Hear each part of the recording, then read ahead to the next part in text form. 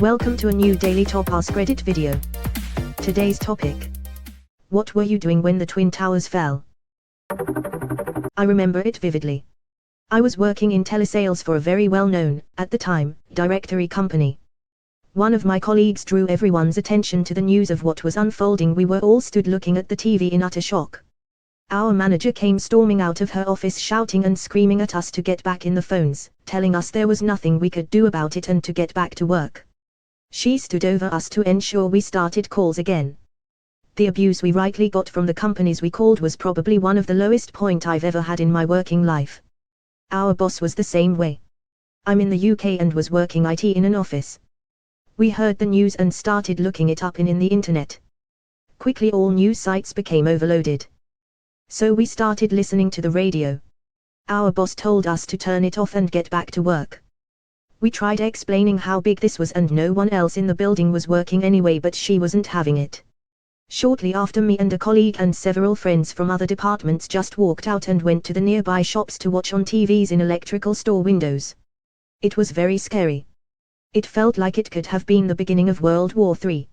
Nothing happened about us walking out. I think our boss was told by her boss to leave it. My mom was working as a dental assistant at the time, and she wanted to leave work so that my brother, who was in high school at the time, wouldn't go home to an empty house that day. We lived right outside the city, and our dad and several other family members work in Manhattan. My mom's boss wouldn't let her leave, so she quit. She later worked there again. I'm not sure what the time frame was between her leaving and rejoining. What a horrible, insensitive bitch. She would have charged NYC firemen $100 for water during 9/11s too, I bet. I was a senior in high school. Third period computer class. They turned on all the TVs in the school and showed the broadcast. They dismissed school at noon. I drove to grandparents and sat at the table with my grandpa watching the news.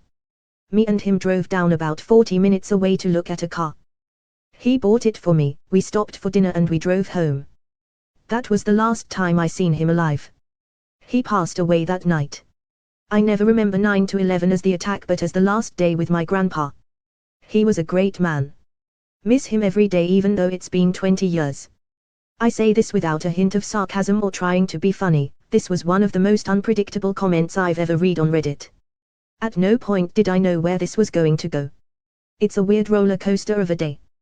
One I'll never forget for my own reasons. My wife lost a cousin in the attack. She doesn't really remember much as she was 12. Very tragic day, and I don't want anyone to think I'm taking away from the actual event.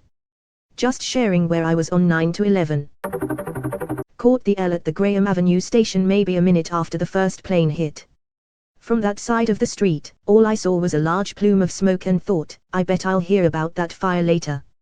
From the other side of the street, I would have seen the towers. Watched the towers fall from Union Square.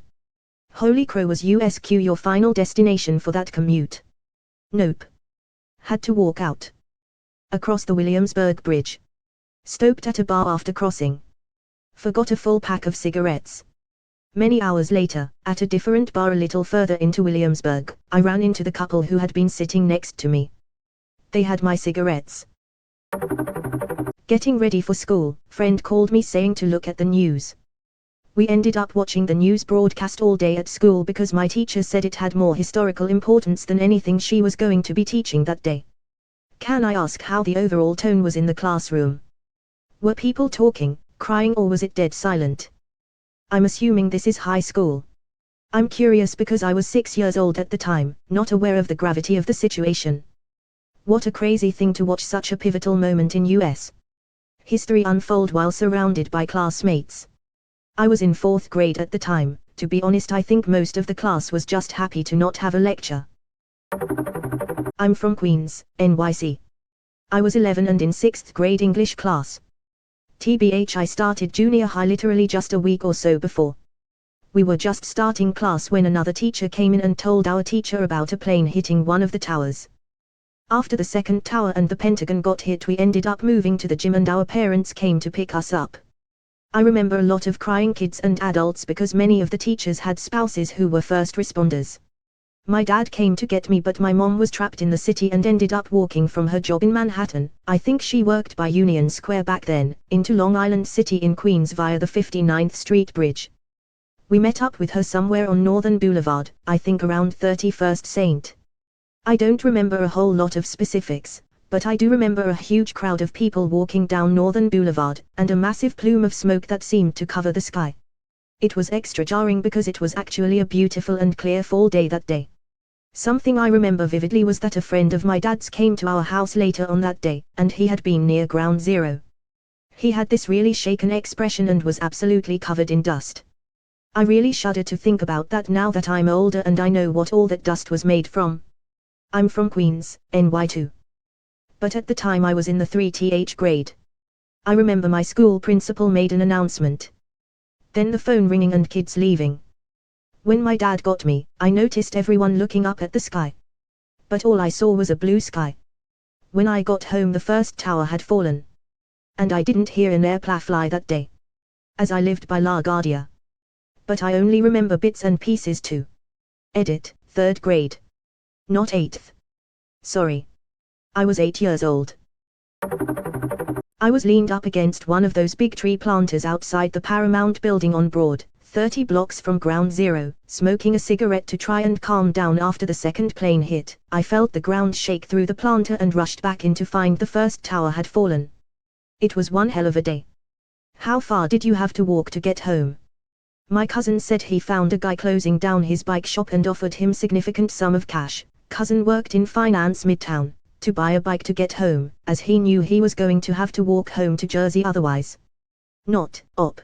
But I worked in Midtown and lived about 2 blocks north of where they shut the city down, about 20 blocks north of the WTC. I remember heading south into the smoke thinking that I may be heading the wrong direction, but my future wife was at our apartment and I wasn't going to leave her there. That was a long walk. Next day, the face masks were all sold out at every pharmacy because the smoke downtown was so bad for days. In retrospect, it would be the first of 2 events where I scrambled to find face mask. In social studies class in 7th grade and someone came in and told us the World Trade Center had been hit by an airplane. I had no clue that was the Twin Towers until they turned the TVs to the news. I was in the same grade and the same class. Same. I was 10 at the time, watching TV in Romaya. I remember my mom made me this awesome sandwich and I was helping her clean the house in between bites. Then it just came on the news. I don't think we did anything for the rest of that day outside of just staring in horror at the TV. I still remember vividly that one guy who just jumped out of the window to his death. Edit, thank you for my first award. Also, in 10 days I will become a US citizen. Looking back at that day, that 10-year-old kid would have never imagined moving to the very country he was watching on TV. I'm from Romania and I was visiting family in Canada at the time.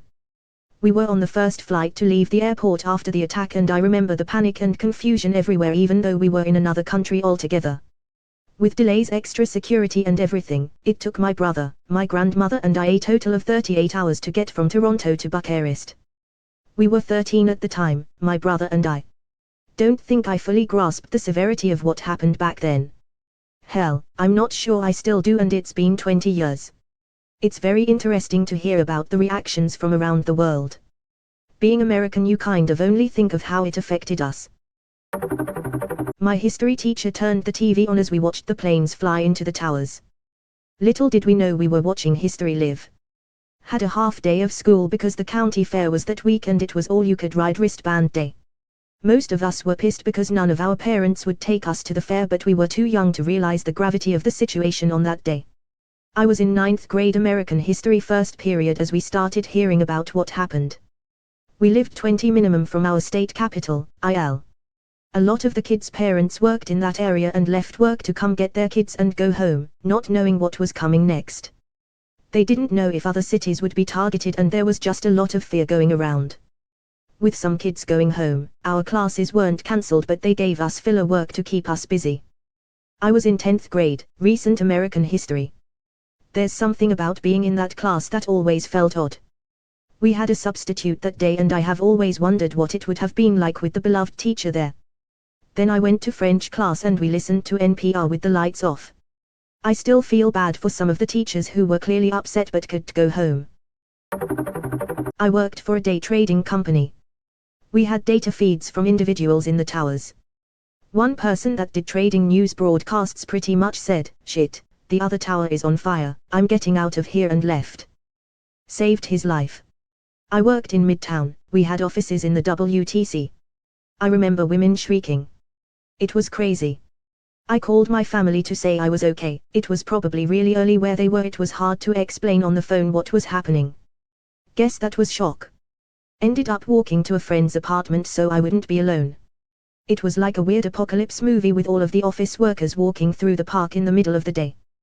The weirdest part was how there was a marked change from the morning office workers who were just walking with their jackets off, and then afternoon they starting showing up with more and more amounts of dust on them.